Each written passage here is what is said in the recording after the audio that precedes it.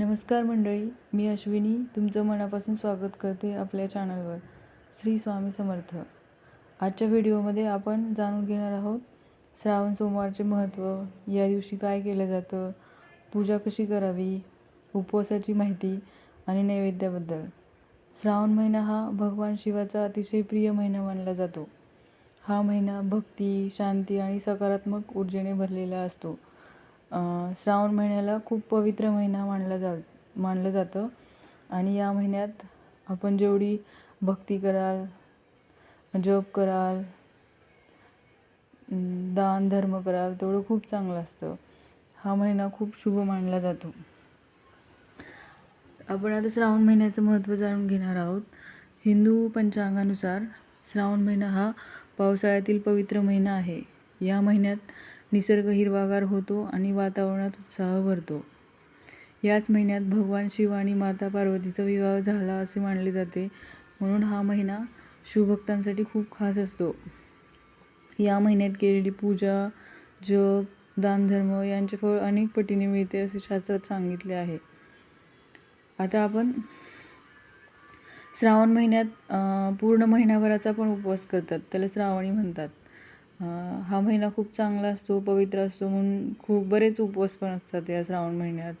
सोमवार, शुक्रवार, श्रावणातले शनिवार. तर आता आपण श्रावण सोमवारचं महत्त्व जाणून घेणार आहोत. श्रावण महिन्यातील प्रत्येक सोमवार हा भगवान शिवाला समर्पित असतो. या दिवशी शिवलिंगाची पूजा केल्याने सर्व मनोकामना पूर्ण होतात अशी श्रद्धा आहे.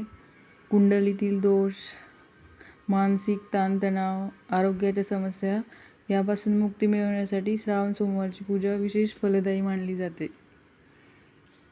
आता आपण या पूजेची माहिती घेणार आहोत. श्रावण सोमवारच्या सकाळी ब्रह्ममुहूर्तावर लवकर उठावं. लवकर उठून अंघोळ करून स्वच्छ वस्त्र परिधान करावीत. शिवाला पांढरं वस्त्र परिधान केले तर खूप चांगलं, किंवा नसेल जे असेल ते शुद्ध अंतकरणाने हे केलेलं स्वच्छ धुतलेलं वस्त्र ते घालावं. शिवलिंगाला जल, दूध, दही, मध, साखर, बेलपत्र, धतुरा, आकाची फुले, भांग अर्पण करतात. शिवलिंगावर उसाच्या रसाचा पण अभिषेक करतात, दह्या दुधाने अभिषेक करतात, फक्त कच्च्या दुधाने पण अभिषेक करतात. आपल्याकडे जे उपलब्ध असेल त्याने अभिषेक केला तरी चालतो. शिवलिंगावर जलाभिषेक करताना ओम नमः शिवाय या मंत्राचा जप करावा. बेलपत्र हे भगवान शिवाला खूप प्रिय आहे, त्यामुळे ते नक्की अर्पण करावे. आणि 108 बेलपत्र वाहिलेलं तर खूप चांगलं असतं, त्यामुळं जमले तर 108 बेलपत्र व्हावे. शक्य असल्यास रुद्राभिषेक किंवा महामृत्युंजय मंत्राचा जप करावा. महामृत्युंजय ओम त्र्यंबकं यजामहे सुगंधिं पुष्टिवर्धनम् उर्वारुकमिव बन्धनान् मृत्युर्मोक्षीयमामृताम्, किंवा ओम सांब सदाशिव ह्या मंत्राचा जप केला तरी, या मंत्राचा जलाभिषेक करताना जप केला तरी चालतो. आणि प्रत्येक सोमवारी शिवस्तुती पण वाचावी. आणि ह्या महिन्यात सोमवारी पारायण सुरू करावं आणि रविवारी त्याची सांगता केली तर ते पण खूप चांगलं असतं. म्हणजे पूर्ण महिन्याभर श्रावण महिन्यात शिवलीलामृताचं पारायण केलेलं खूप चांगलं असतं. तर सगळ्यांनी नक्की करावं याचं पारायण. आता आपण उपवासाची माहिती घेणार आहोत. श्रावण सोमवारच्या दिवशी अनेक भाविक उपवास करतात.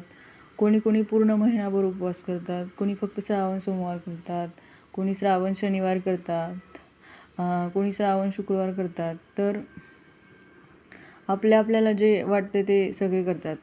श्रावण सोमवार तर नक्की करावा. काही जण पूर्ण उपवास करतात, तर कोणी फ्रूट्स खाऊन उपवास करतात, तर कोणी एक वेळा जेवण करून उपवास करतात. आपल्याला जमेल तसा, आपल्या तब्येतीला, आरोग्याला जमेल तसा उपवास करावा. पण उपवास करताना मन आणि विचार शुद्ध ठेवणे खूप महत्त्वाचे आहे. हा उपवास केवळ पोटाचा नसून मन, वाणी आणि कर्म यांचा देखील असावा. त्या दिवशी कोणाशी भांडण करू नये, वादविवाद करू नये, कोणाची निंदा नालस्ती करू नये. दिवसभर अंतकरण शुद्ध ठेवावं, मनामध्ये हे करावं, शांतता ठेवावी, मन स्वच्छ असावं. सर्व काही मग सुरळीत होतं. कोणाची निंदा वगैरे करायची नाही, मग दिवस सकारात्मक जातो आपला. आता आपण शिवपूजेमध्ये साधा नैवेद्य पण करावा. फळ, खीर, पंचामृत, साखर, खडीसाखर, सुकेमेवे, उपवासाचे पदार्थ नैवेद्य म्हणून अर्पण करू शकता.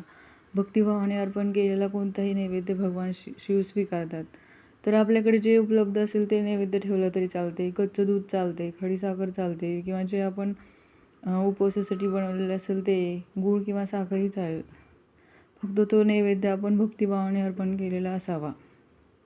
तर मंडळी, हा होता श्रावण सोमवारचे महत्त्व, पूजा, उपवास आणि नैवेद्याची माहिती. या पवित्र महिन्यात आपण सर्वांनी भगवान शिवाची मनोभावे पूजा करूया आणि आपल्या कुटुंबाच्या सुखसमृद्धीसाठी प्रार्थना करूया. हर हर महादेव. व्हिडिओ आवडला असेल तर लाईक करा, चॅनलला सबस्क्राईब करा आणि तुमच्या मित्रमैत्रिणींना नक्की शेअर करा. आणि व्हिडिओमध्ये काही चुकीची माहिती आढळल्यास ते पण मला सांगा. भेटूया पुढच्या व्हिडिओमध्ये. तोपर्यंत नमस्कार आणि धन्यवाद. हर हर महादेव. ओम नमः शिवाय.